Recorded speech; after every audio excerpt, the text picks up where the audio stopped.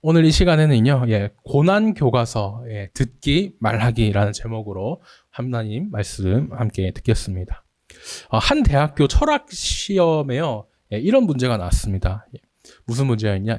소크라테스가 쓴 책을 모두 쓰시오라는 그런 시험 제목이랄까요? 문제였습니다. 나우나 씨의 그 테스형은 아는데 이 소크라테스 이 사람이 뭐 책을 무슨 책을 썼는지 알게 뭡니까, 그죠? 대부분의 이제 학생들은 열심히 이제 수업을 좀 안 들은 사람도 많았기 때문에 무슨 책을 썼더라 이렇게 고민하면서 자기가 그래도 한 번씩 들어본 그 유명한 책의 이름을 막 이렇게 이제 써 내려갔습니다. 이제 시험이 끝나고 나서요 서로 이제 막 답을 맞춰볼 거 아닙니까? 그렇게 하다가 이제 학생들이 답을 알게 됐어요. 소크라테스는 무슨 책을 썼을까요? 정답은 한 권도 안 썼습니다. 수업을 잘 들은 학생들은 한 권을 안 썼다, 그 사실, 한 권도 안 썼다는 그 사실을 잘 알고, 답을 안 썼든지, 백지로 썼든지 해서 점수를 잘 받았겠죠. 근데 전혀, 수업과 상관없이 엉뚱하게 이렇게 읽지도 않은 책 이름을 썼던 학생들은 점수를 못 받았을 겁니다. 소크라테스는 당시 자기가 생각하기에 내가 책을 안 남겨야 사람들이 더 기억을 잘 할 것이고 그게 이제 머리 좋아지는 데 도움이 된다 이렇게 생각해서 책을 안 남겼다고 그렇게 합니다. 괜히 엉뚱한 데서 답을 찾았다가 어쨌든 그 학생들은 피를 본 것 같습니다. 참 재밌는 이야기인데요. 이렇게 엉뚱한 데서 그 답을 찾는 이런 일들이 우리 신앙에서도 일어날 수 있다고 생각합니다. 우리 삶에서 일어나는 모든 일들, 그런 것들은 우리 하나님 알고 계시고 또 하나님이 다스리고 계시는 일인데 이거를 하나님께 여쭤보는 게 제일 정확하지 않겠습니까? 그런데도 불구하고 우리가 닥친 이 재앙, 그 다음에 상황, 감정 이런 것에 너무 이제 또 갇혀 있다 보니까 이제 이미 답을 하나님이 알고 계신다 알지만 그 하나님께 여쭙지 않을 때가, 못할 때가 또 많습니다. 엉뚱한 곳에서 막 답을 찾는 것이죠. 한때 유명했던, 제가 다 실명을 말할 수는 없지만, 그 승려 한 분이 있었습니다. 그 사람은 한 끼 식사가 1,000,000원이었대요. 그 1,000,000원으로 한 끼 식사 경매가 돼가지고, 그 한마디 조언, 아니면은 한마디 서로 교제도 아니죠. 식사하면서 나누는 그거에 그 큰 돈을 쓰면서 세상 사람들은 그렇게 소위 전문가한테 많은 시간과 돈을 이렇게 소비하는 것 같습니다. 근데 참 감사한 거는요, 하나님은 그 어떤 박사보다도 지식이 있으시고 또 그 어떤 어르신보다도 지혜가 많으신 하나님이신데 그 하나님께서 우리는 언제든지 막 늘 말씀을 들을 수 있다는 겁니다. 바로 성경을 통해서, 그렇죠. 소크라테스는 책 한 권 안 남겼다지만, 하나님께서는 우리를 위해서 성경을 이렇게 기록해 주셨고, 66권이나 기록해 주셨고, 이 안에 우리 삶에 필요한 모든 것이 다 담겨 있다고 저희가 또 고백을 합니다.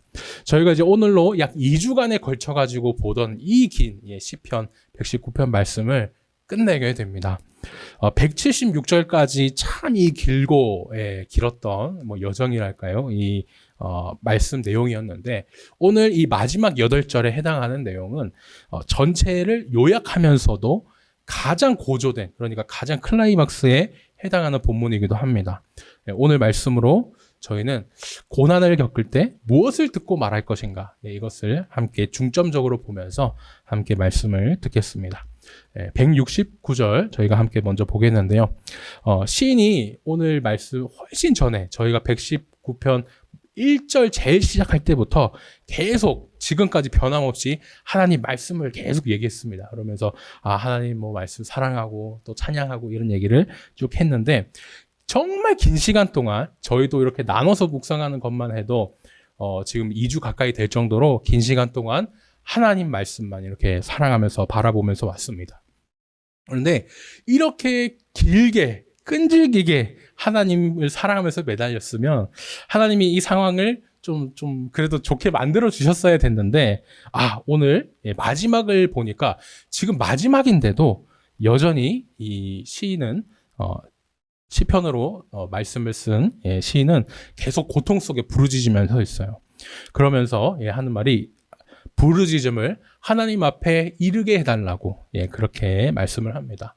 지금까지 이제 시인이 얘기를 했거든요. 하나님, 이 고통 속에 너무 힘듭니다. 이렇게 계속 부르짖었는데 상황이 나아지질 않아요. 예. 하나님, 제가 지금 이렇게 계속 부르짖고 있던 거 못 들으신 겁니까? 안 들으신 겁니까? 뭐 그것도 모르겠어서 하나님, 지금까지 제가 부르짖는 기도가 안 들렸습니까? 이 기도들이 하나님 앞에 좀 닿아지기를, 이르기를 가까이 가게 그렇게 해주세요라고 이렇게 외치는 겁니다. 하나님, 제 기도들을 제발 들어주세요. 이런 간절함이 오늘 169절에 있는 것이죠. 뭘 그렇게 들어달라고, 뭘 그렇게 부르짖으면서 기도를 할까요? 기도 제목이 이제 크게 이제 두 가지가 있습니다. 첫 번째는 이게 뭐 주의 앞에 이르게 하시고 주의 말씀대로 이렇게 두 개 똑같이 이렇게 모양이 나오는데 내용도 제목이 두 개구나 저희가 알 수 있겠죠. 첫 번째로 부르짖음이란 말은 원어로 보면은 애원하다, 뭐 타원하다, 막 계속 이제 막 매달리면서 요구하다 이런 뜻이 있습니다. 힘들다 못해서 막 이제 터지는 소리로 정말 억울하다. 막 그래도 주의 말씀대로 나를 깨닫게 해달라고 이렇게 이제 계속 기도하는 것입니다.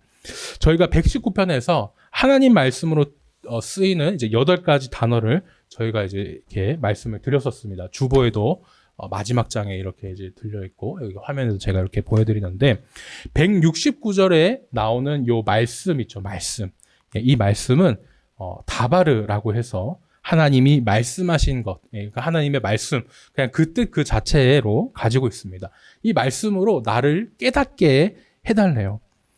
하나님, 지금 제 기도 듣고 계신 거 맞습니까? 제가 이렇게 오랫동안 힘들다 하는데 왜 상황이 안 나아집니까?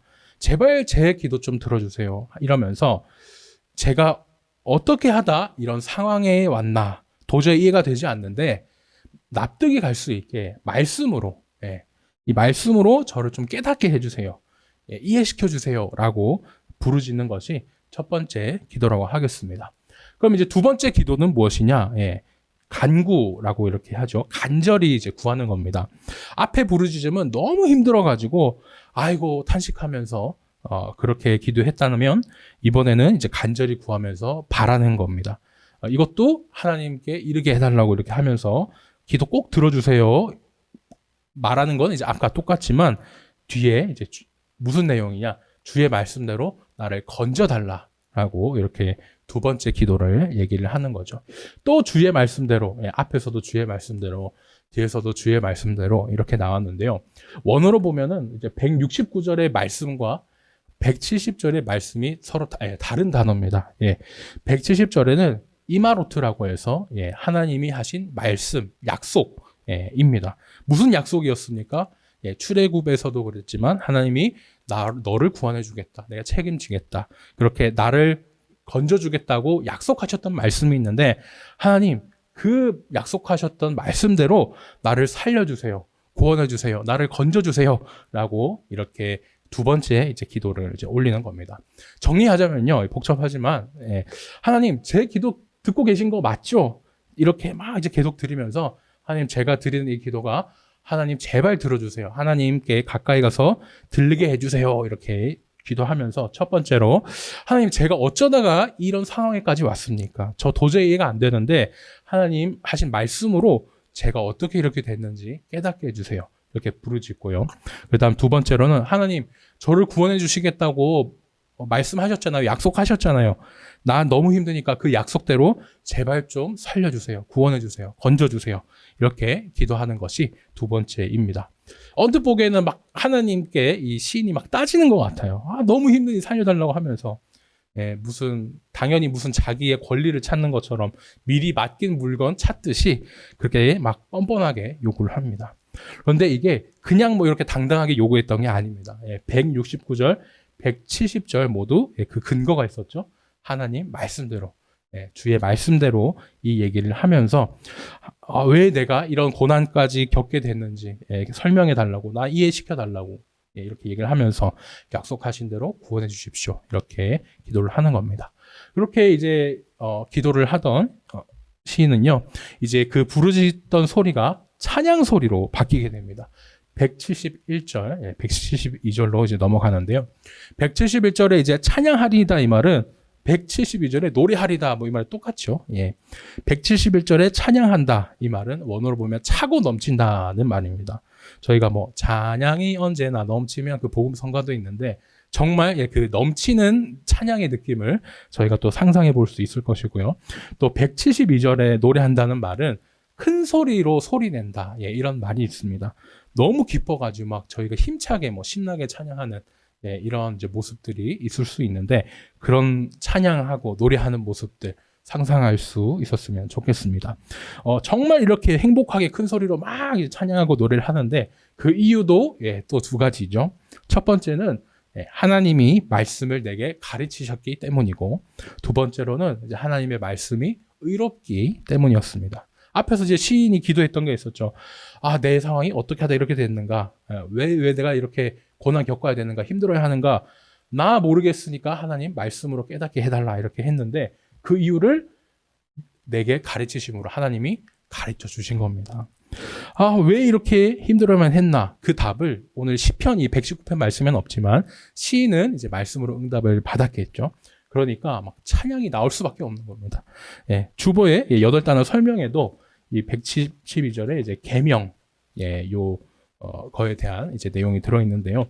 쉽게 말하자면 이제 계시하신 명령입니다. 하나님이 보여주신 명령인데 하나님의 명령이 의롭죠. 다 실수, 뭐 잘못 이런 것이 없고 의로우시기 때문에 아 그래 내가 이렇게 힘들지만 고통을 받고 있지만 하나님은 실수하는 분이 아니시기 때문에 다 뜻이 있다. 이유가 있다 이렇게 믿게 되고요. 그러니까 정말 예, 큰 소리로 찬양하고 노래하게 되는 겁니다. 어떻게 하다가 아이고 내 상황이 이렇게 된다. 왜 이렇게 내가 힘들어야만 하나. 첫 번째 기도에 응답을 해주셨어요. 근데 아직 그 두 번째 기도죠. 살려주세요.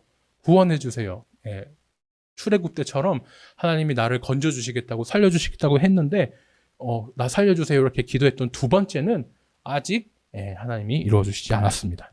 계속 그 내용이 가는데요. 173절에서 계속 이제 기도를 하죠. 그러면서 하나님께 요구를 하는 거예요. 하나님, 제가 하나님 말씀대로 살기로 택했으니까 하나님이 저 도와주세요.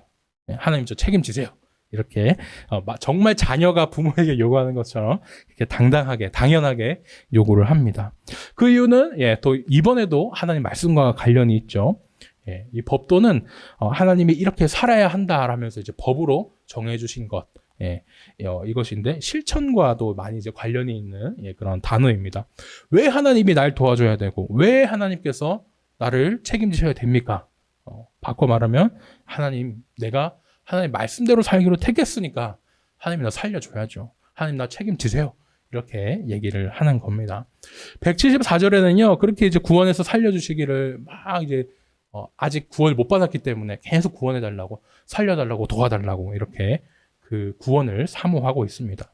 나를 깨닫게 해주고 살려주시는 그 말씀이 그러면서도 이제 너무 즐겁죠. 그렇게 도와주시고 살려야 하시는 이유를 이제 더 말씀을 합니다. 175절에는 이제 내 영혼이 살아있어야 하나님을 찬송한다고, 늘 찬양할 거라고 이렇게 얘기를 합니다. 고대 유대인들은요, 사람이 죽으면은 이 땅 속의 수월에 이렇게 갇힌다고 생각을 했습니다. 말 그대로 이제 땅에 있는 감옥이라 지옥 이렇게 저희가 이렇게 또 부르기도 하죠. 유대인들 당시에 고대인들은 이제 그렇게 생각을 했다는 겁니다. 여기에 갇히면요 아무것도 못하고 정말 그 무기력한 상태에 이제 빠지게 된다고 이 사람들이 생각했기 때문에 이제 오늘 이 시편을 쓴 사람은 하나님께 막 기도를 하는 거예요. 하나님 계속 늘 찬양 받으시려면은 저 구원해 주셔야 됩니다. 저 도와주시고 살려 주셔야 됩니다. 하나님이 주신 귤에 그 말씀대로 저 도와 구원해 주세요. 이렇게 요구를 하는 거죠. 참 이게 뻔뻔한 것 같기도 하고 어떻게 이런 기도를 감히 하나님께 드릴 수 있을까 싶은데 놀랍게도 오늘 시편에 이렇게 말씀이 기록되어 있습니다. 고난이 199편 이 긴 시간 동안 끝이 안 나고 계속 이어진다고 생각해 보십시오. 이렇게 기도할 수밖에 또 없겠죠. 남이라면 몰라도 하나님의 자녀이기 때문에 당연히 자녀가 부모에게 이렇게 또 대화할 때처럼 기도를 드릴 수 있는 것이고 우리도 이렇게 또 기도할 수 있다는 말이 되겠죠.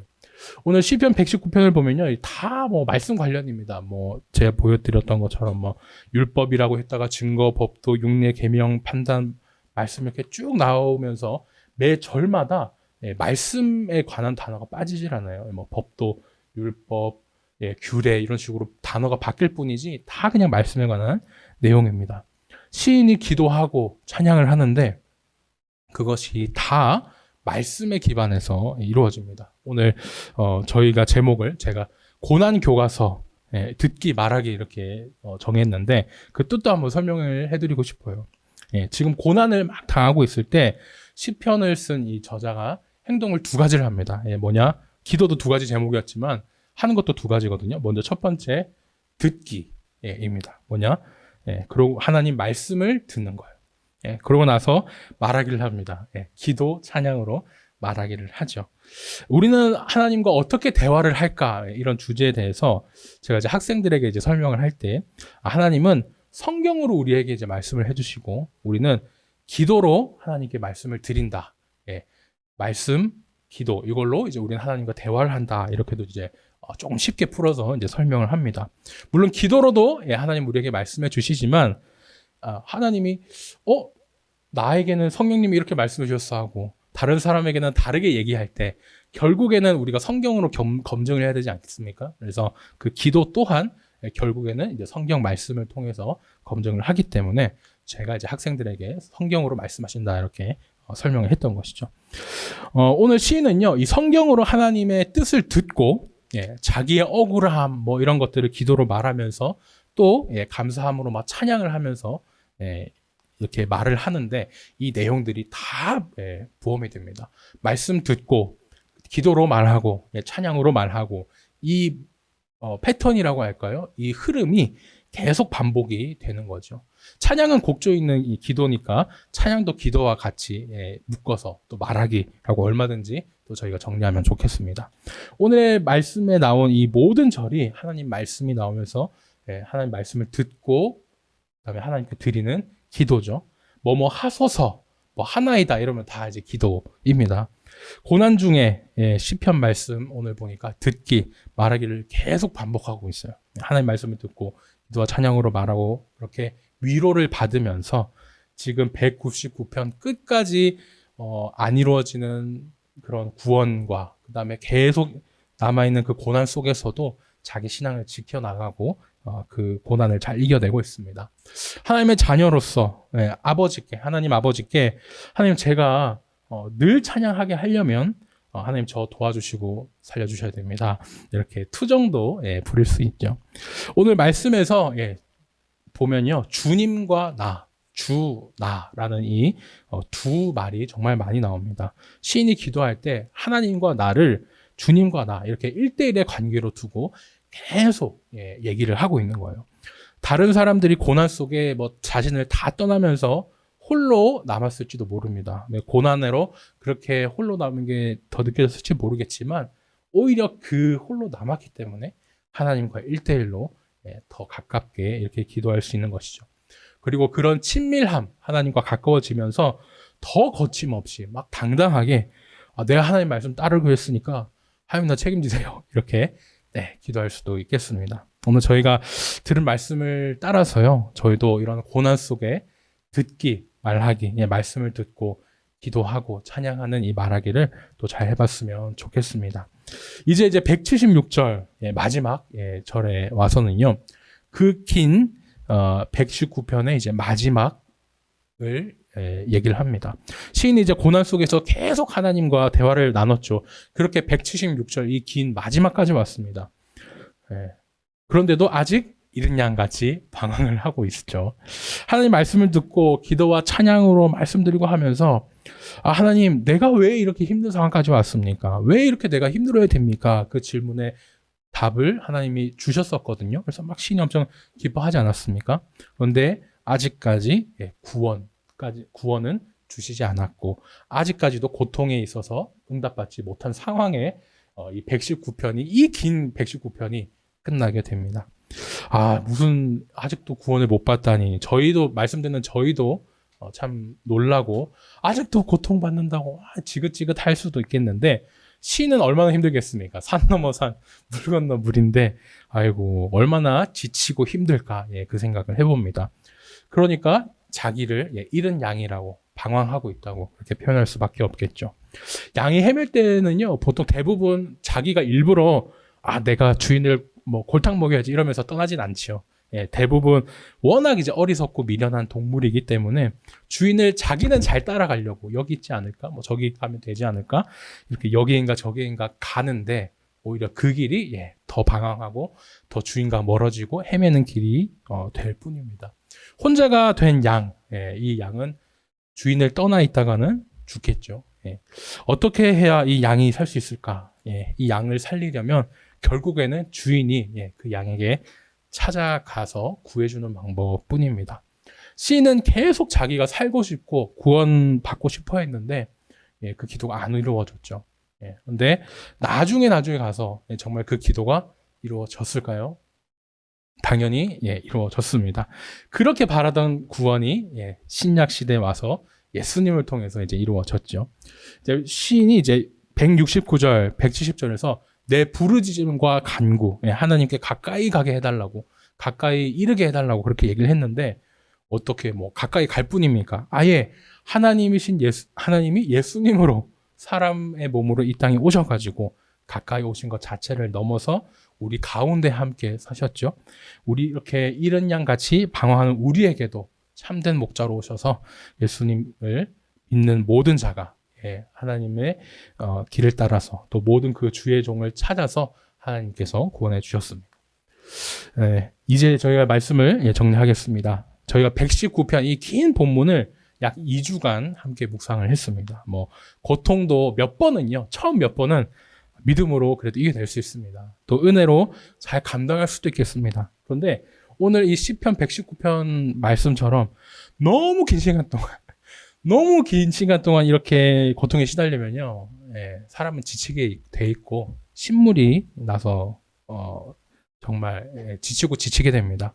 그런데 그 긴 시간 동안 고통에 있으면서도 시인이 자기의 신앙을 저버리지 않고 잘 버틸 수 있었던 것, 그 방법이 있었죠. 바로 듣기 말하기였습니다. 하나님 말씀 잘 듣고 기도와 찬양으로 말하는 것, 하나님과 대화하는 것. 이렇게 고난을 겪게 하신 것에서도 다 뜻이 있구나 깨달음 주시고, 하나님 말씀 따르기로 했으니까 하나님 책임져 주세요. 이렇게 기도도 하고, 늘 찬양하게 해주시려면 우리 살려주세요. 요구도 하면서 위로와 그렇게 위안을 많이 받습니다. 시편에 말씀이 이렇게 기도를 했다면 당연히 우리도 이렇게 기도를 할 수 있겠죠. 잃어버린 우리를 위해 사람의 몸을 입고 찾아오신 예수님의 이름으로 우리는 얼마든지 이렇게 기도하고 또 하나님과 대화하면 되겠습니다. 바라게는요, 고난이 있을 때 하나님 말씀을 들으며 늘 기도하고 늘 찬양하면서 이겨내는 저와 우리 모든 성도님 되시기를 예수님 이름으로 축원합니다.